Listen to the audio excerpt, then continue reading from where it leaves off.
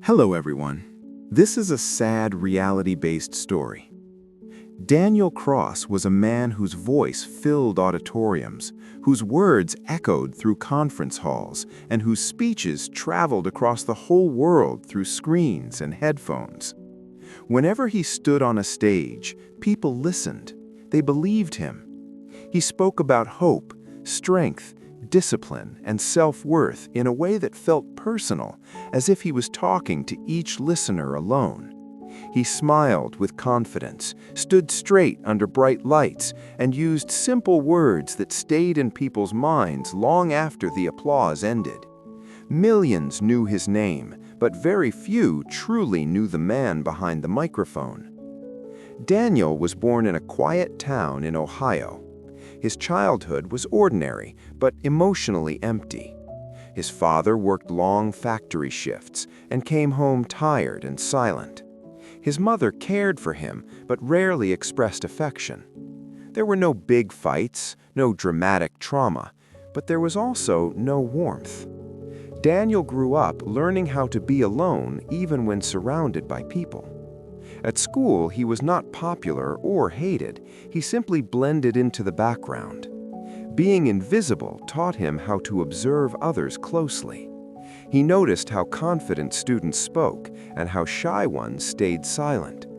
He noticed how teachers reacted to strong voices. Slowly, he learned that words had power. When he was 14, a teacher asked him to read aloud in class. His hands shook and his heart raced, but when he started speaking, something unexpected happened.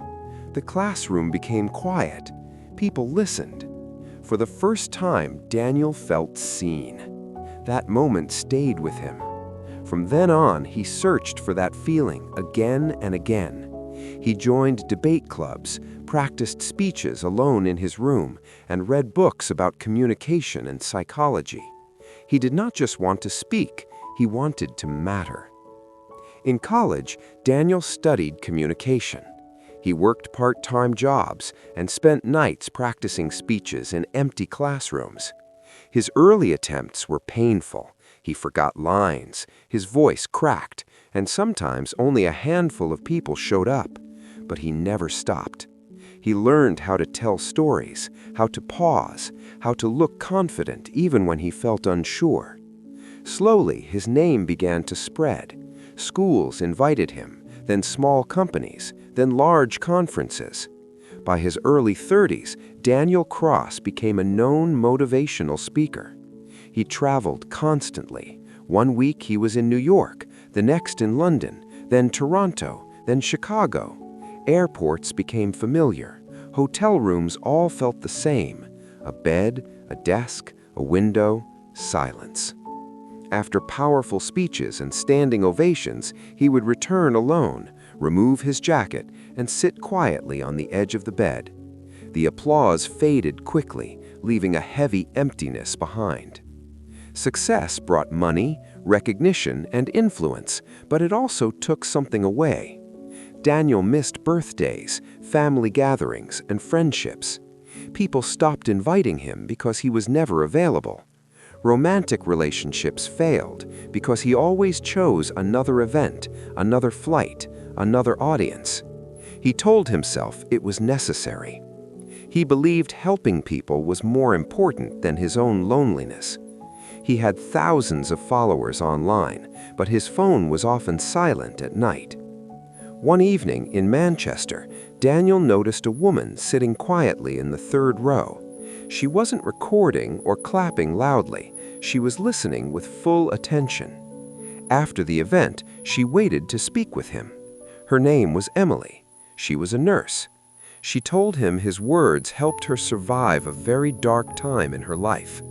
Their conversation felt different, natural, honest. They started talking regularly. With Emily, Daniel felt human again. He laughed without trying. He shared his fears and doubts. For the first time in years, he imagined a life beyond the stage. But his old patterns returned. Tours, flights, missed calls, delayed replies. Emily understood exhaustion, but she also understood absence. One night she said quietly, "You teach people how to live, but you don't live with anyone." Daniel had no answer. Slowly, they drifted apart, another connection lost to the road.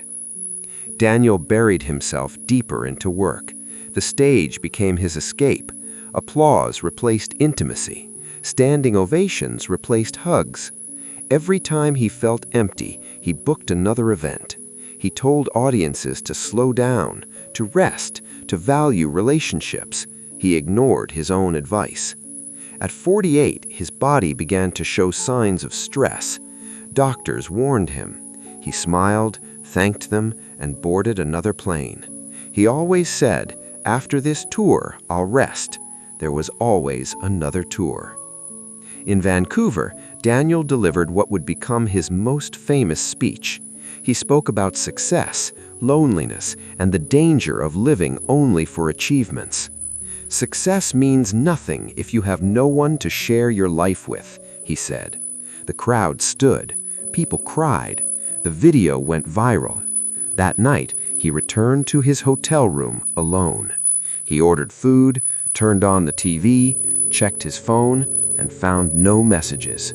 He fell asleep to noise because silence felt too heavy. The next morning, Daniel Cross was found dead in his hotel room. A heart attack, quiet, sudden. No family nearby, no partner holding his hand. Just a man who had given everything to the world and kept nothing for himself. The internet exploded with tributes. People shared his quotes and thanked him for changing their lives. Virtual memorials were held, but at the real funeral, only a few people stood near the grave. Colleagues, a distant cousin. Emily watched online and wrote a letter she never sent.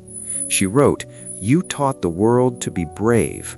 I wish you had been brave enough to stay." Daniel's house was filled with awards, books, and photos of stages and crowds, but no photos of shared holidays, no evidence of a life lived with someone else. His story became a lesson, a reminder that applause fades, fame disappears, and success cannot replace human connection. He spoke to thousands, but he died alone. And his life asks the reader a simple question.